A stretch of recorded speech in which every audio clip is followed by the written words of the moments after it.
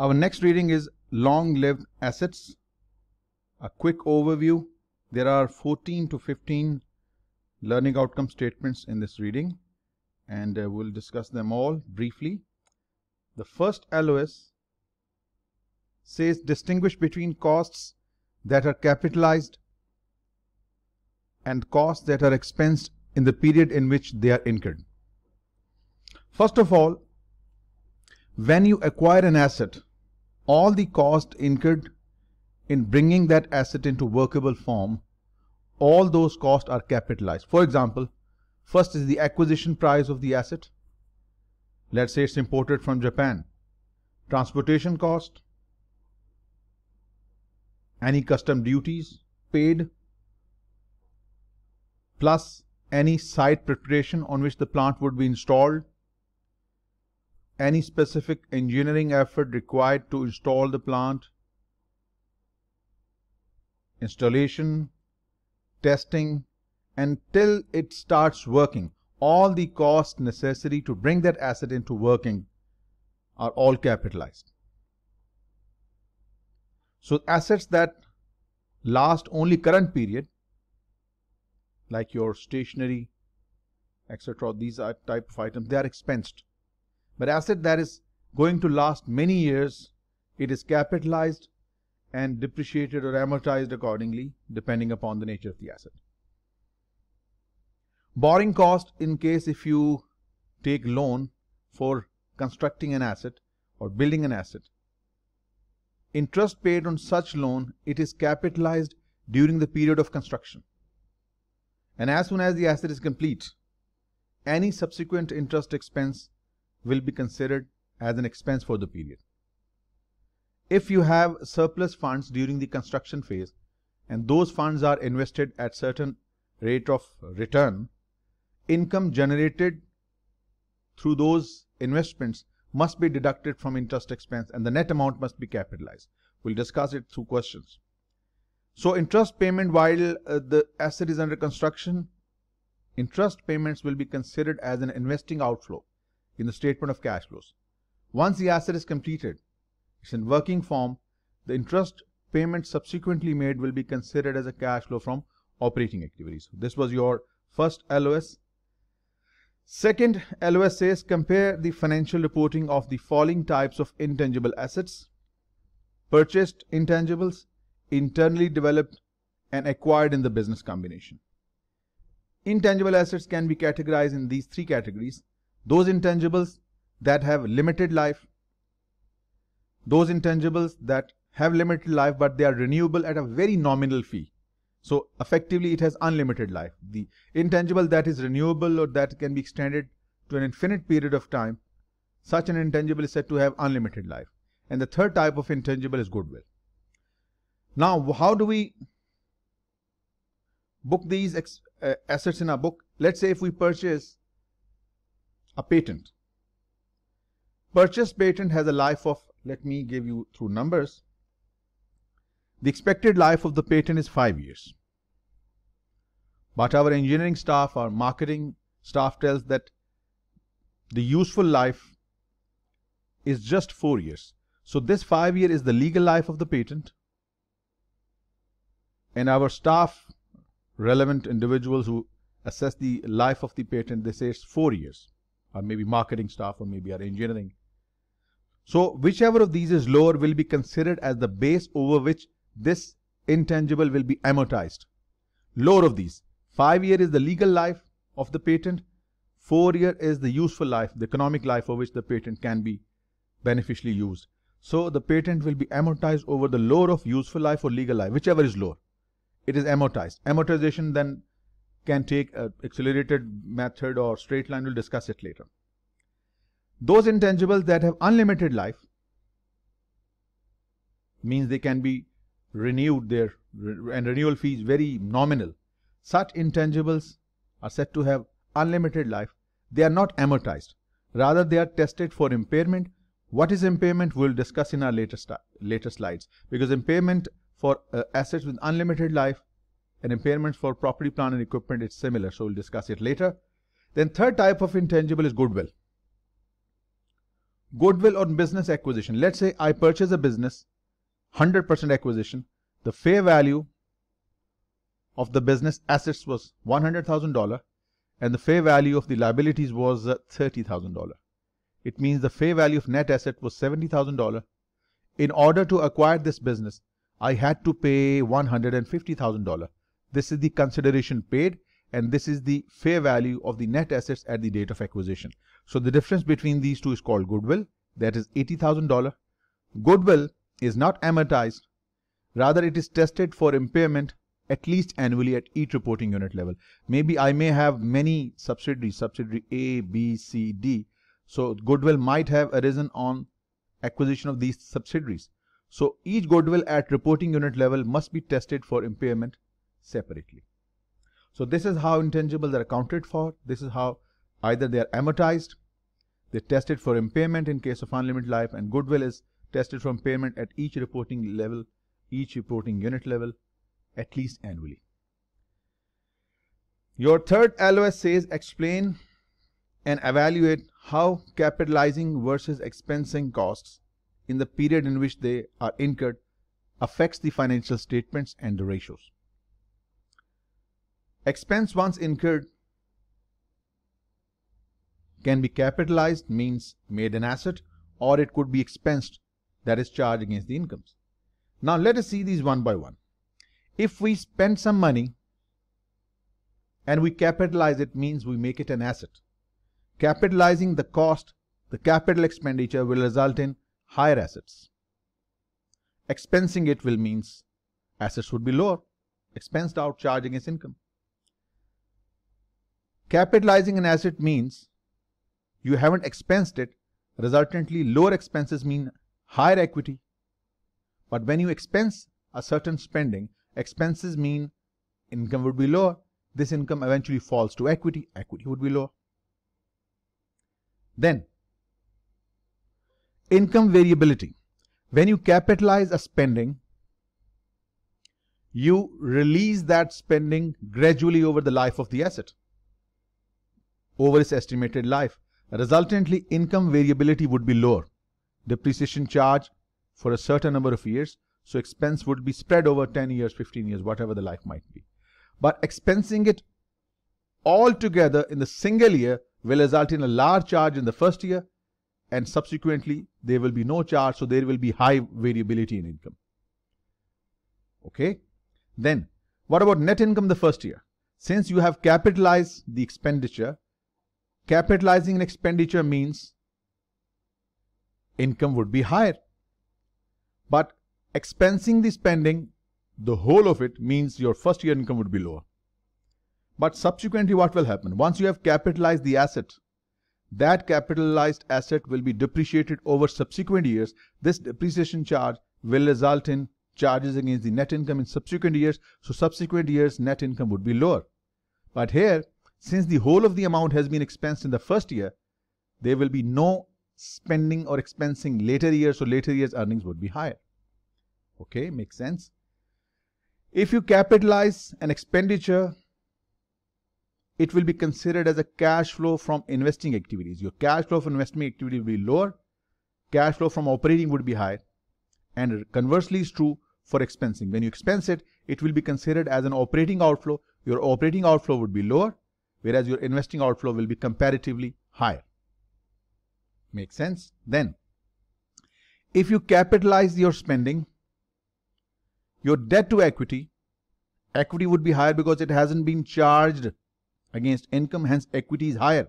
So debt over equity, a larger denominator, means debt over equity would be low. Debt ratio, that is debt upon assets. Since you have capitalized, increase your asset, higher denominator means low debt to equity ratio. True. So debt to equity, debt to asset ratio would be low, but it will be higher in case if it is expensed. Of course, it's other way around. Interest coverage is earning before interest and tax upon interest expense. It will be higher in the first year. Why? Because you have capitalized, you haven't expensed it against income, so your EBIT is higher. A higher EBIT upon interest would result in higher interest coverage. But subsequently, when you will start depreciating, your EBIT will fall, so your interest coverage will fall in the subsequent period. But it will be opposite here in the expensing. When you expense it, your first year EBIT would be lower. So having lower EBIT means your interest coverage would be lower. But subsequently, there will be no more expense, no more depreciation, so your interest coverage will improve. So you can just think over it a little and you can conclude in your own way. It's not difficult. Just a little thinking, little contemplation is needed. And that's all. Your LOS third is over. Next, it says, describe the different depreciation methods for property, plant and equipment and calculate depreciation expense. These are the three frequently used methods: straight line method, also called the equal installment method; accelerated method, also called sometimes double declining balance method, reducing balance method, diminishing balance method, and then unit of production. And there are others, many others as well. So these are three briefly most widely used methods are there. Now let us first discuss the straight line method. Straight line method depreciation can be calculated using this formula: your original historical cost minus scrap value or residual value. This numerator will give you what you call the depreciable base. This is the amount that will be split or spread over the useful life of the asset. So cost minus residual value is called the depreciable base. Spreading this depreciable base over useful life in equal installment, this is called straight line method. So this is the number that you see every year. This is your depreciable base, and charging a same depreciation charge every year. This method is called the straight line depreciation method. Equal depreciation charge every year. Then we have accelerated depreciation method. Within this we'll study the double declining balance method. What is double declining balance method? You simply divide 2 with the estimated life of the asset and multiply it with 100. This will give you a percentage. Like in previous case, the life of the asset is 5, right? So 2 upon 5 multiplied by 100. So that will give you a percentage 40. This 40% is called the double declining percentage, and you will charge depreciation this way. Period of depreciation expense is carrying amount multiplied by the declining balance percentage. We just calculated 40%. Your initial cost is 1 million. 40% of this will give you 400,000. This is the depreciation expense for the first year. Subsequent depreciation would be based upon the book value or the carrying value. How is it calculated? Opening balance less accumulated depreciation gives you the book value. This book value would be the base for the next year depreciation calculation. 600,000 times 40% is 240. This is the charge for the next year. So the total accumulated depreciation 400,000 for the previous year, 240. Currently is 640. What is now the net book value? 1 million less accumulated depreciation, 360.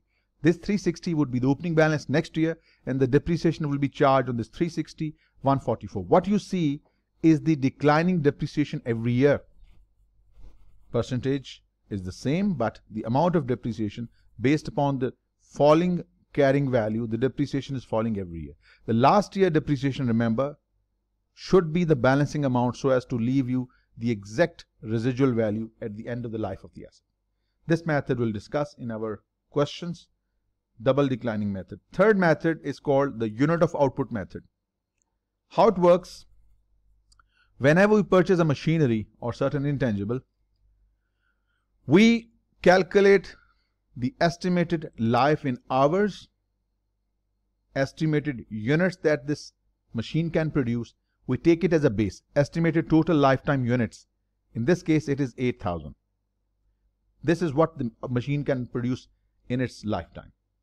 If we produce 2,300 units in the first year, this will serve as a numerator in this formula, and your depreciable base, just like calculated previously. What is depreciable base? Remember, it is cost minus estimated salvage value or the residual value, which is 900,000 in our example. So 900,000 is what will be spread over these 8,000 units. So the first year depreciation will be units produced 2,300 upon 8,000 multiplied by 900,000. This is the depreciation for the first year. Next year we produce less units, replace 2,300 with 2,000. Your depreciation charge will be lower. Since our usage was lowest in fifth year, 700 upon 8,000 times 900,000, your depreciation will be low. So if you use more of the machine, produce more units, your depreciation will be higher. Lower production in units means lower depreciation. This is the third method called the units of output method. Next, reading number 5. Describe how the choice of depreciation method and the assumption concerning useful life and residual value affect the depreciation expense. We have just seen that straight line depreciation results in equal charge every year. First part of LOS is regarding the charge on depreciation. Accelerated depreciation method will result in higher charge in early periods but lower in the subsequent periods. And the units of output method will charge proportionally depending upon the use of machine. If you use more, produce more units, more depreciation charge. If you use less, produce less units, there will be less depreciation charge. Second part says how residual value and useful life affect depreciation. If an asset has large residual value, which means the depreciable base DB would be lower, since this is what we need to spread over the estimated life of the asset, so your depreciation expense would be lower. Conversely speaking, if your residual value is low, asset will be disposed of at a very low price. That means depreciable base would be higher, and this, when spread over a number of years estimated life, your depreciation expense would be higher. Secondly, useful life. If useful life is higher, longer, the asset's depreciable base will be spread over a larger number of years. Resultantly, your depreciation expense would be lower. Conversely speaking, if useful life is less, it means the whole of the asset's life depreciable base must be spread over shorter life. Resultantly, depreciation charge would be higher. So this covers the first part of the LOS. Second says how does it affect. So accelerated depreciation, high depreciation early years, we just saw that. And since there is more depreciation early years, your return on assets, net income upon ROA, it would be lower. Your return on equity would be low in early years. Whereas in straight line depreciation, same depreciation for all years, equal installments, so comparatively same all across the years. Then your sixth reading is describe different amortization methods for intangible assets with finite life or limited life and calculate amortization expense. Intangible assets, the assets which do not have physical substance, if they have limited life, they are amortized over their limited life. And how they are amortized? In this exactly the same way like as we do straight line, accelerated, unit of output method. Calculation is the same as depreciation, even their impairment is the same as for long lived. So we won't do it separately because they are treated in the same way as you will see from your questions.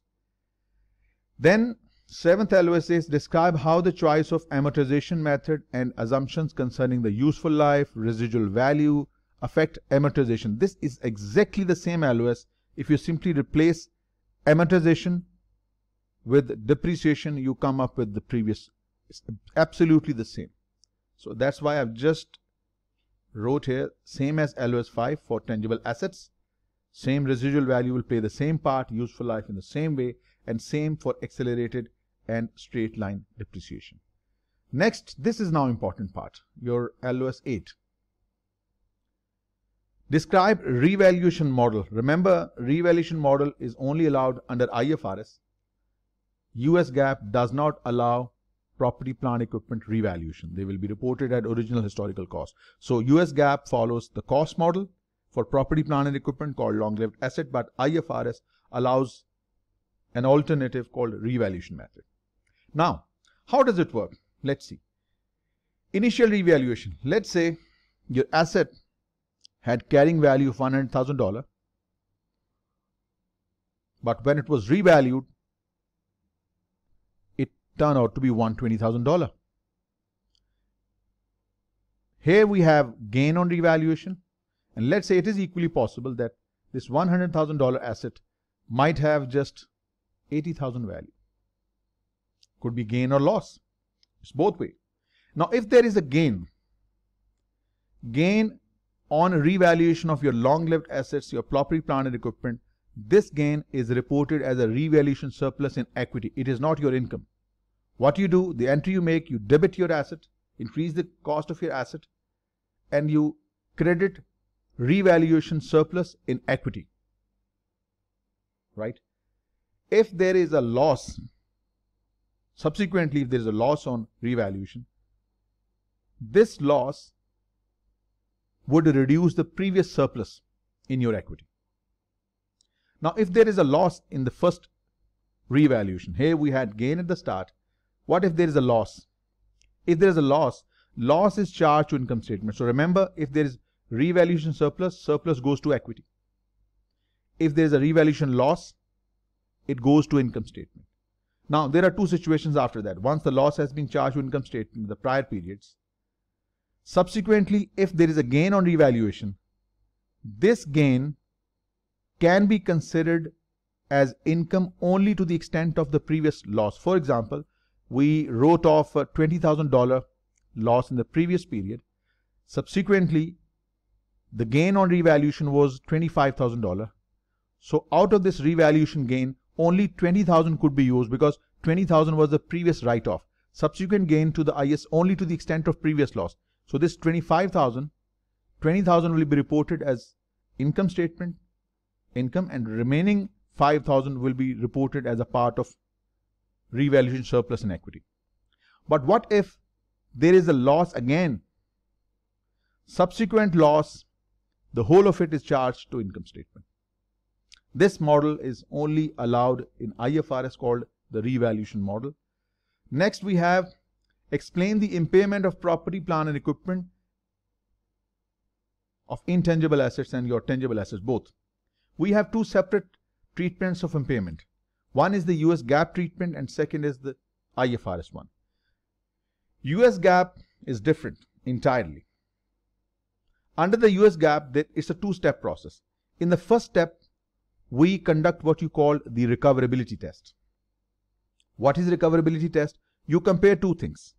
You compare the book value, let's say, which is $100,000, with the undiscounted future cash flows coming from that asset. Let's say the asset is going to generate $130,000 in the future, and I have just added it up without discounting. Undiscounted means just adding up all the net flows that will come from that asset, including its disposal value.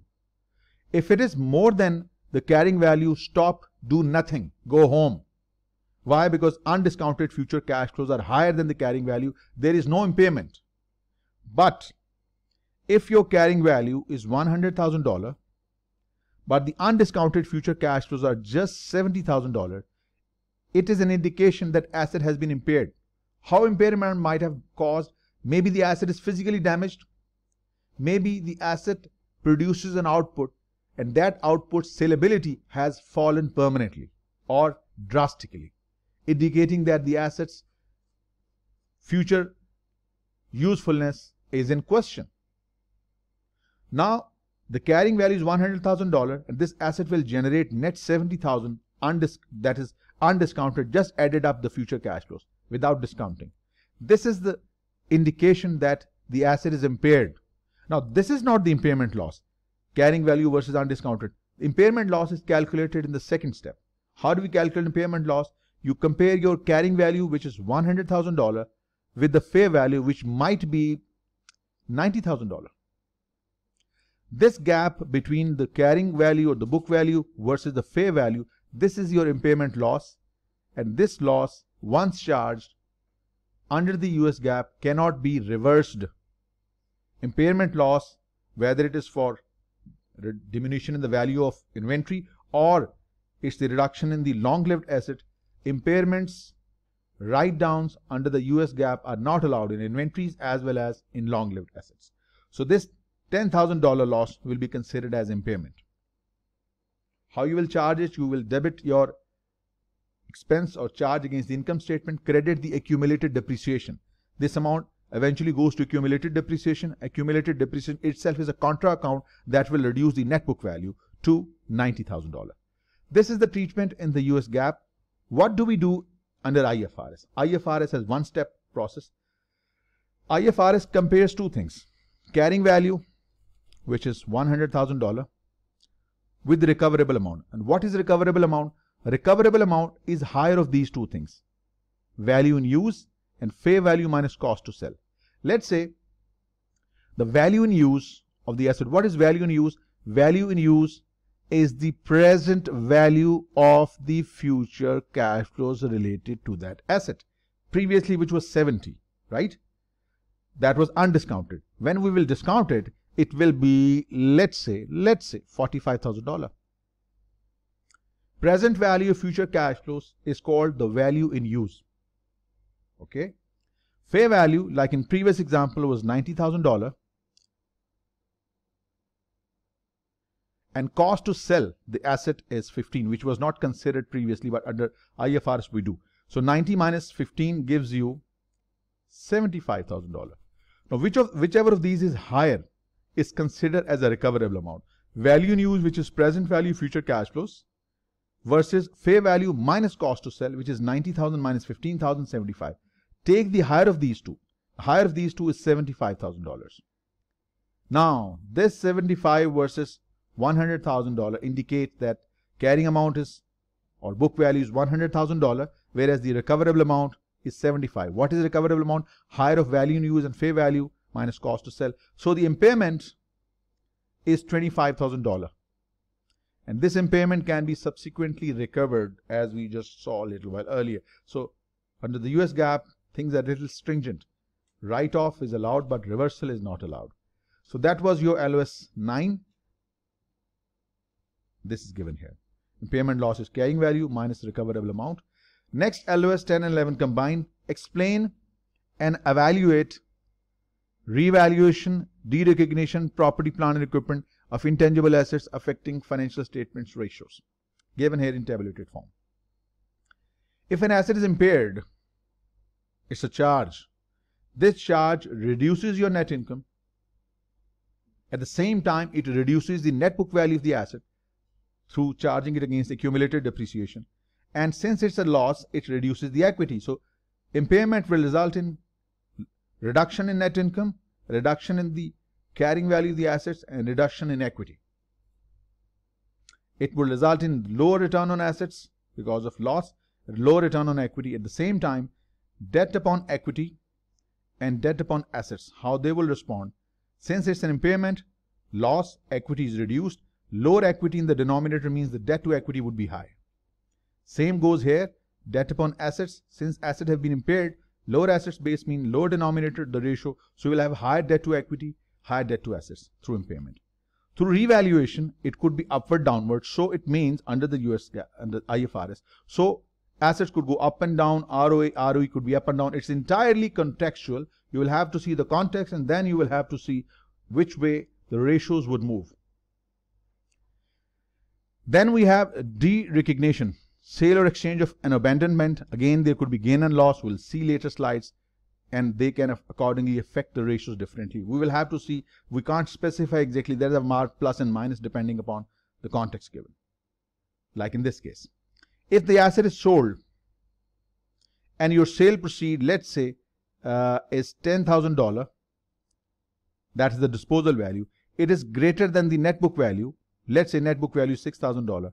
So you sold an asset for $10,000 that had a book value of net $6,000. This $4,000 is gain on disposal. Conversely speaking, if proceeds are less, like $4,000, net book value is more, like $6,000, this $2,000 is loss on disposal, reported as a part of regular ongoing business activities. That is disposal. Abandonment. When you abandon an asset, it's not disposal, it's not exchange. Abandonment, left in the middle. Since the asset is being abandoned, you have to remove the asset from the books. Since the asset is being removed, its corresponding accumulated depreciation must be removed as well. Since there is no cash coming, how would you net off the difference? The difference must be charged as a loss. For example, the asset that is being removed had a cost of $100,000, original cost showing in the books. So far, we have charged $70,000 depreciation, laying there in the accumulated depreciation. This asset is being abandoned, so the cost must be kicked out. Accumulated depreciation should go. So the entry, which is not tested at your levels, specifically accounting domain, so you need to reverse the accumulated depreciation by debiting it with 70, remove the asset from the books by crediting the asset account or machinery, whatever the asset is, and the difference must be booked as a loss for the period. This way the asset is removed, accumulated depreciation removed, and loss is considered and charged against your income. Then the last one, asset might be exchanged. If there is an exchange, the fair value of new asset is greater than the net book value of the old asset, we exchange our existing asset with the new one, and the fair value of the new asset was, let's say, $10,000, but the net book value of our asset that is being exchanged was just $6,000. So this clearly, what we are getting in is 10,000, what is going away is 6,000, so this represents a gain, right? So what you're going to do, the book new asset with $10,000 and accordingly remove the older asset with this cost and accumulated depreciation, book this 4,000 is a gain. Conversely speaking, if the fair value of the new asset is less, net book value of the asset that is being exchanged is more, clearly it's a loss, opposite to this. So this is how we treat the sell-off, abandonment and exchange of our assets. 12th LOS says, describe the financial statement presentation and disclosure relating to property, plant and equipment and intangible assets. Our disclosure in the notes will be carrying values of each class of assets given in your depreciation schedule in the notes. Within that schedule, there will be accumulated depreciation for tangibles and amortization accumulated for intangibles. If we have used any asset as a collateral for collateralized debt obligations, which assets specifically have been pledged as collateral, or if there is any title restriction on certain assets, must be given in notes for fairer presentation. If there has been any impairment, we discussed previously, the causes of impairment. And for IFRS only, since IFRS allows revaluation, so you need to give in notes the revaluation date and how the fair value was determined, because fair value could be a hunch. It could be just a hunch. I could just consider this as now the fair value. It has to be certified fair value for the purpose of giving it an authentic feel. So you can't just write any number as fair value. So there has to be certified valuation for the assets. This was your LOS. 13 says, analyze and interpret financial statement disclosure regarding property, plant and equipment and intangible assets. Financial statement disclosures provide an analyst considerable information about company's fixed assets, long-lived assets, the depreciation for tangibles and amortization for intangibles in detail. The level of details provided in the footnotes disclosures regarding fixed assets and depreciation varies across the firms, varies upon different jurisdictions, different accounting regimes. 3 useful calculations that an analyst can make are these. On average, analysts can calculate the average age of the assets in a single go rather than calculating the assets separately. Accumulated depreciation is the total depreciation charge so far. Let's say the total depreciation number showing in the schedule for particular class of assets, for a specific asset, for the complete asset as a whole. You can depend upon which level you want to drill down to. So 500,000 is the accumulated depreciation charge so far, and annual depreciation charge is $100,000. Now it is quite evident that if the total depreciation accumulated is $500,000, whereas depreciation charge every year is $100,000, assuming it's a straight line, or even if it is not, so we can expect that the assets are almost 5 years old. $500,000 depreciation charge, annual depreciation expense is $100,000. It means assets are 5 years old. We can also calculate the total useful life by using this formula. Historical cost of the asset, let's say, is 1 million. And annual depreciation that is being charged is $100,000. That means the total useful life is 10 years. And likewise, we can also calculate the remaining useful life. It's contra to this. Ending net book value, that's how is it calculated? Original historical cost minus this number will give you the ending net book value. Let's say that is $600,000 or $600,000. Annual depreciation is $100,000. It means the remaining life is 6 years. So these are the formulas through which either you can apply this on a single class of assets, single asset, or all the assets in a go, depending upon to what extent you want to drill down to. Then your next LOS is compare the financial reporting of investment property with that of property, plant and equipment. Investment property in IFRS. There is no such category in US GAAP. Investment property in the US GAAP. GAAP does not have any such category. Under IFRS, which property can be classified as an investment property? A property that has been set for rent or that is being held as an investment for capital gains. You invest in property, you hold on to your property, and when the value goes up, you sell it, thereby earning capital gains. So the property that is held for rent, for capital gains, or for both, this is called an investment property. IFRS allows two models. Either you can carry it along like cost model, as if in the US cost model, or you can carry your property at fair value. Fair value means if, let's say, the opening balance of your investment property was $100,000, at the end of the year, the closing value of your property is gone up to $150,000. So this $50,000 will be considered as an income in your income statement. Likewise, if the value falls, it's a loss. So fair value model, gain and loss goes straight to the income. Increase or decrease in the fair value of the investment property is treated in the income statement, as I said. Now, what if we change the status of the investment? There are three types of categories the investment property can be switched over. Either it could be owner occupied, just like your normal property, plant and equipment. It could be treated as an investment property, or it could be treated as an inventory. Three categories: property, plant and equipment, like your normal assets; investment property; or inventory of property. So how does things change when we transfer from one category to another? Let's say an originally owner occupied property, plant and equipment, is being transferred to a new categorization as investment property. What will be the financial statement treatment? This switchover from PPE to investment property, it is treated as revaluation, just like we discussed a little while earlier. So if there is any gain on revaluation, only gain, recognize gain only if it reverses the previously recognized loss. And this loss would have been there since it's PPE, gain and loss. Gain is considered as a part of equity, and if there is a loss, it is charged against income statement. That has already been closed. So if there is a gain, not loss, if there is a gain, if it is a gain, it will reverse the previously recognized loss if it is moved from property, plant and equipment to investment property. If it is previously considered as an inventory and now it is being considered as an investment property, being reclassified, what we do? Recognize gain and loss just like we do in simple investment property, fair value through income statement. Recognize gain or loss if the fair value is different from the carrying amount. For example, in the inventory, it was reported at $100,000. When it was transferred to investment property, at that time, the value could be $150,000 or it could be $80,000. If it's $150,000, the $50,000 gain goes to income statement. If it's a loss, $20,000, that loss goes to the income statement as well.